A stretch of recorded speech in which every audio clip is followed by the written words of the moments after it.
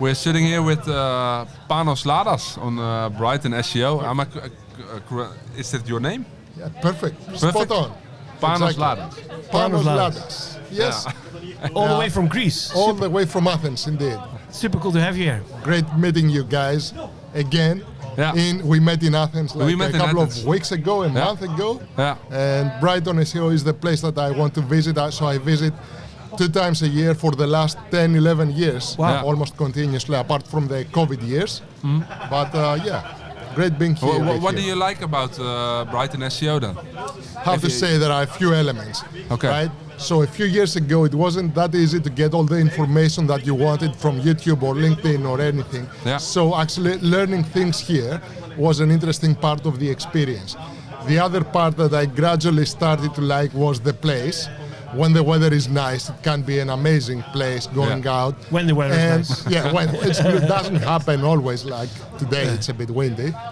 But the community, the people that I meet here, and we just connect because we're in the same business, doing the same kind of thing, the same kind of challenges, the same kind of wins, is the thing that I also enjoy. And then going out for a beer or so and keeping in touch every 6 months, emails, whatever else. Yeah. That's the other part. You can community. be competing for business on the everyday life, but here you're friends. Yeah, exactly. I mean, and I don't get to compete with probably anyone that visits Brighton.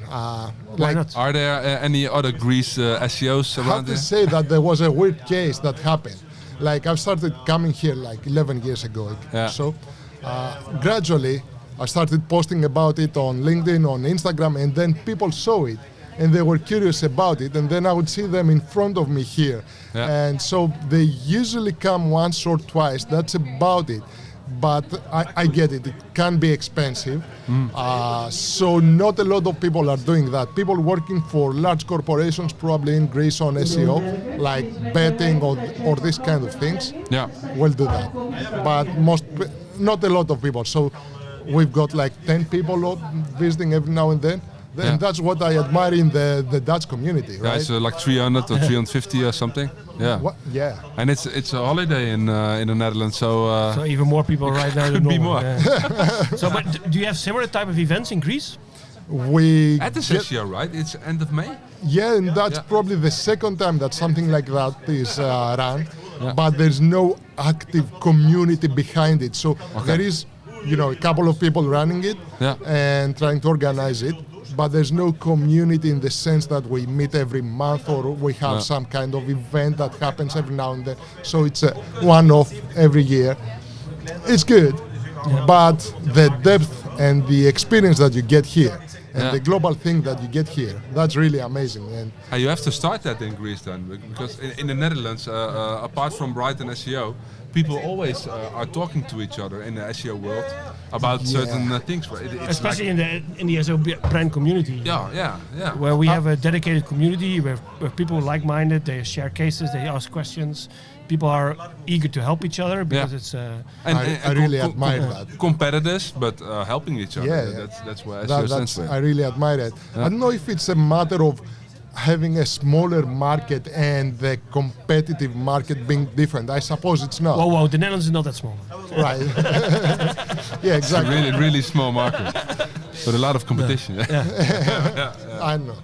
Yeah, but it's a great thing. It's a thing that is close to my heart, community. Yeah. It's important because we get to, I've been in this industry 20 years, right? Yeah. So 20 years ago, I didn't have anyone to talk to about it. Couldn't even go on YouTube or I don't know. Probably when I started, there wasn't even Facebook. Had to read from books about it. Yeah. Community is important because it's a challenging job. It's not an easy one. No. We get to face algorithm changes and then you're in a sad state. You're not happy with what you see. But yeah, wins are also important and sharing that is important. Yeah. So you run an SEO agency in Athens? Yes. And how did you build that? So it started with me sort of freelancing, essentially, and then started to, getting a couple of people to help me around what I was doing. How long ago was this? It all started in early 2017. Okay, yeah. And started building from that. probably it was 2021, 2020, something like that, that I realized that this needs to scale up. Yeah. And so it went much more systematically from just me and a couple of people. And the last 4 or 5 years, growing systematically, giving very specific job titles and organizing all of that. And actually getting them probably working with some of the most important websites and web projects in Greece and businesses. So it's scaling up well. Is it a competitive market in Greece? Yes and no. So I would say no, because you don't get that much of expertise, so people that can actually deliver on the challenge, on what is needed for like a very large website. Yeah. Very large website doesn't take you 3 months to deliver an SEO work, right? The result that someone expects. Yeah. So from that aspect, it's only a few people that understand and can be devoted on what it takes to work on 12 months, 2 years, to deliver huge results on a large scale. On the other hand, because it is a small market, and I have to say it's financially restricted, or there are limitations, so we don't have like big budgets, or even the understanding that some things need to be invested sometimes, things like that. That puts a challenge and creates challenges. Competitors will undercut on price, of course, but the thing that doesn't make it competitive is the lack of knowledge, skill to deliver on big websites, on big projects. So it's yes and no. Because big projects, large websites, it's a bit of your expertise. You said a bit before, right? I would say like probably one of the first projects that I started working 20 years ago.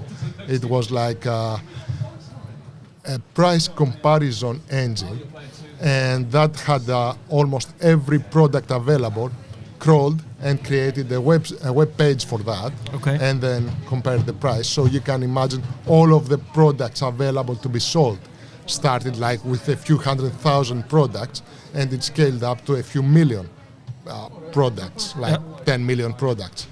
And the mentality behind that is totally different than the mentality when you're doing the SEO for, I don't know, a doctor or a hotel or something like that. And it's very demanding in terms of technical, it's very demanding of content structure, and in UX, the user, the information architecture probably. So yeah, I've developed that expertise through many cases, and I quite enjoy the challenges behind that. Obviously, that changed throughout the years, because the challenges is that would be at 20 years ago or 10 years ago might have been a team of 5 people in a room working on project, on a website, on a business like that. And now it might be 200 people with the CEO, the CFO, CMO, and everyone involved. And the approach that you need to take when talking to this kind of people is different than actually working on a website. And what are the challenges on large websites from an SEO perspective? Is it crawling, indexing, or? Crawling is probably one of the biggest things. Indexing, like crawling, is so big, and it can have so much detail behind it that I find it that not a lot of people pay all of the attention that you need in crawling, which is a simple thing, and it's more or less the basis on what we do. But because it's not that visible, it doesn't change how the website, the information is structured, how it's presented to the visitor. Not a lot of product people can understand that. Not a lot of business owners can understand that. But as a smaller website, you don't really have to care about any crawl budget. No. So yeah, with large websites, you do. Exactly. On large websites, when you have like 10 million URLs that need to be crawled, need to be indexed, all of that, and then you have, I don't know, filters or whatever else that will create you another 100 million URL combinations, or even another 5 million different URL combinations, then you're wasting loads of crawl budget. And search engines, even ChatGPTs or whatever else, LLMs, can actually understand that and can change their behavior based on that. And we've actually seen that many times, that when you optimize for the content and the existing content to be available and to be crawled and not waste crawl budget, you get amazing results. That's the thing that excites me. It's very difficult because you need to be talking to loads of developers and working with them and these kind of things. Yeah. But the results can be not matched by any other tactic that I know. So how would you start a project like this? When a client comes to you and says, look, we have a big website, Perfect. a couple of million pages. Nice. We are absolutely nowhere to be found in the index. What can you do for us? I can do them. We have a lot of URLs in gray area, not in green, in page indexing status in search Nice. results. I mean, that's the case, right? That's what happens every day. So my goal is absolutely to reduce all of that gray to zero, or at least as much as possible to zero, increase the green. The simple question that I always ask is very simple. How many products do you need to sell? How many products do you have in your database that actually need to be matched to URLs? SKUs. Exactly, SKUs. And how many categories? So when you add up the SKUs and the categories, like you have 1 million and 100,000 SKUs, right? How many of them do we have them in sitemap? Do we have all of them? Usually that's not even the case. Not all of the SKUs go into the sitemap, usually because in such levels, CMSs are custom made, or at least might have been developed in a very specific manner. So that's one of the things to start working on. And also taking a look at Search Console and saying, do we have 100,000 URLs in indexed, or at least not indexed, or not? So that's the goal, and that puts a metric on what we should be optimizing. That's sort of the North Star for the crawling and the budgeting. But do you put on a developer hat at that point, or how do you talk to? Because I think especially big websites like this, a Nestle in the world, an Espresso, somewhere like this, they all have their own custom CMS, so which is heavily guarded behind everything, so you can't easily touch it. Making a potential change on a website like this takes 6 layers of red tape and all of these in type a year, of probably. Yeah, and 12 a year, months, something like that. And it might be even impossible. I mean, we have cases like that when you work with a global company that, you know, the CMS is based on in Belgium, and then you've got the local. Those Belgians again. Great people. Come on. He's living in Belgium. So. Right. I'm not Belgian, but I'm living there. What about? Anyway, in Brussels. Nice. So we'll get back to that later on. The thing is that at that point, obviously, you have a huge barrier, right? Because the change on the website can't be. It needs to go to the SEO guild and then approved, and it will go to the developers. It will take another 6 months to do that. There's a lot of expectation management involved with this, I assume. Yes. So at that point, the thing is that as an agency, we don't deliver results to the client till we get that.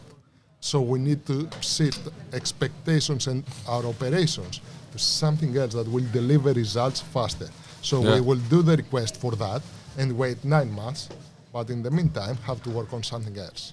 So it's a matter of talking to the management, talking what kind of results we expect and how we budgeted this kind of results in the beginning, and we're nowhere there because it will take, I don't know, a year to change something. But it's also something you can discuss on forehand, right?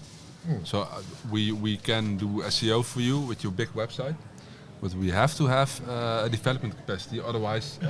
and we need to have some kind of response times, a framework around it, because we asked for a simple change in sitemap XML. Developers need to review our request, come up with a code, and then see if that's approved. And if it's approved, then go into a queue and then deliver it back to us, then go for quality assurance. Isn't up to the expectations that we had, get back to the developers, and then come up with the end. It happens all the day, and it's the kind of stories that I really like. You have to have a client with a large website, but only 4 people working over there. That's the best. or at least the budget of 4 people working there. So it's more or less the same thing. Or at least the other story that I hear very frequently is, perfect, you're going to be doing the SEO, but in about 18 months from now, we're going to change our CMS. So it's not worth investing on any technical changes until then. It's not going to be 18 months until the new website is out. Somehow they always have a new website launching. Happened to you before, right? And then in the end, it still takes 5 years before the new exactly website. that. So postponed. putting pressure in order to let's do a couple of things until these 18 months go ahead. And trying to see what can go through without actually being a big issue. That's one of the things that we have. Robot stake can be changed easily, right? Don't need a sprint for that. Well, I once worked at the European Parliament as a client. Nice. And that was 20 layers of red tape. And then you could deliver files on a USB stick that had to go through the cleaning machine first. And So that's the thing that is holding up most of they are good payers. They pay on time, I suppose. Also not really the case. Okay. Different story. Okay. Right. Nice, super cool. But in Greece, that's the thing that wondered me, because you guys have another alphabet that we don't understand. Absolutely. Yeah, and how does that work? Is the content or keyword research thing in SEO really different from UK? You lived in the UK as well, right? I lived in the UK as well, and that's how I started being in the SEO world. Like it was 2005 when I started working for a digital marketing agency, and someone told me, I do SEO, and we do SEO for this kind of reasons. PPC is too expensive. And the keyword research, the whole way is not that different. No. There are a few cases that it's slightly different. I have to say that throughout all these years, Google paid less attention to the Greek market, very small, very specific language and everything. And that gave us an advantage probably in cases where, you had algorithm changes, but not actually impacting that language. You could still do some black hat stuff. Because of my character, I would probably avoid them. I did try them a few times. Ethical, I've tried them a few times. You have to try things. You have to try. We have to be open. Not to with things. clients. But No, exactly not. You can have a test bed and give it a try, just to make sure that you can be sure on what you're talking about, what you actually do, what are the limits on what to do. But overall, it's getting much closer, and now with LLMs, it's probably more or less the same. And I'm not sure if keyword research will be a thing in the future. No, it's becoming easier, right? Yeah. And you guys have AI overviews in Greece then? Yes. In France, they do not, eh? No, but that's probably a political thing. Yeah, it's political. Yeah. AI is important now. Come on, I mean, you see everyone using it. You go on the bus and you can see my father, 80 years old, on the bus going on LLM. So it's going to be important commercially wise for brands, for everything. You see a lot of opportunity in Greece for that as well?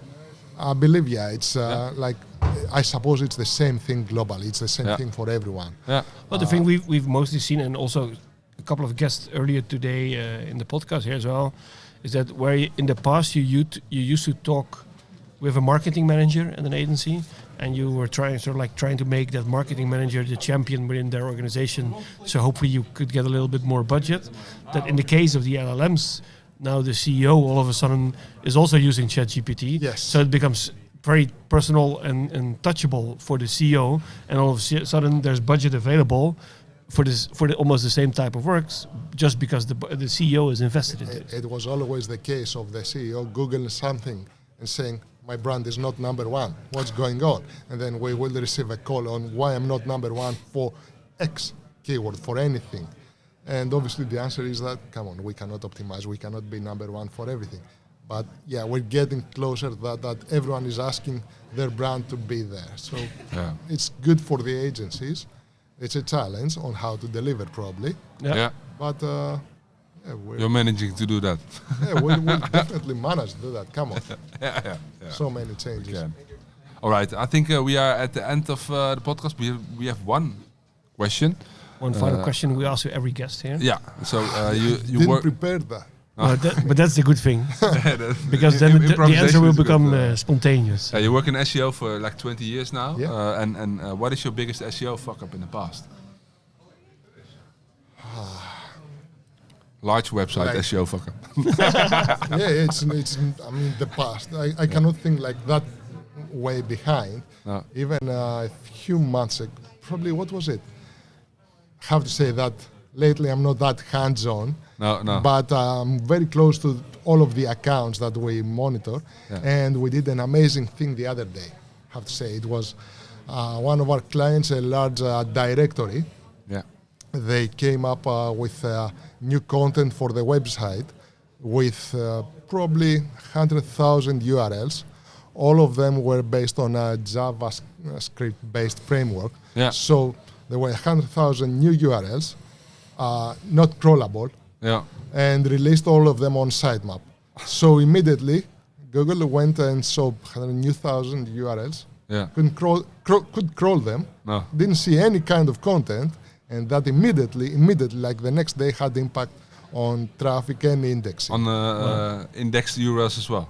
Yes, absolutely. not only on the- no, on the existing Yeah, exactly. indexed Yeah. URLs. Yeah. So that was, have to say, partly our fuck up, Yeah. because we didn't manage to communicate very clearly that things like that cannot be done. Should We've be done HTML. it. We've communicated that let's use pre-render, let's use this kind of solutions, Yeah. some kind of solution, but we didn't actually enforce that. So No. we had to enforce it with a 24-hour delay. Yeah. It was a good thing that the impact didn't last. Yeah. That was the good news because I lost my sleep for a few days. But the whole thing, like a week later, all of the traffic and the indexing was back. Yeah. And that was the good thing. Yeah, that's a But good that was a very recent one. If you lost your sleep, then it was a proper fuck up. Yeah, it was a proper. But it's also good because you were back in 1 week, right? Exactly, And, that was the good news. And when you give advice to that client again, you don't have to enforce it. They will be listen to you. So Hopefully, I'm not that positive that they No? will actually do that. Come on, it's a matter of character. Sometimes. yeah, it's difficult. So yeah, but no, there was a positive thing. Getting all of the traffic back. That was all of the traffic, and we're talking major traffic. Yeah, That was really, really nice. good job. Nice. Well, thank you very much. Thank you very much, Yeah, guys. thank you very much Super for cool your to have time. you. Thank Yeah. you. Perfect.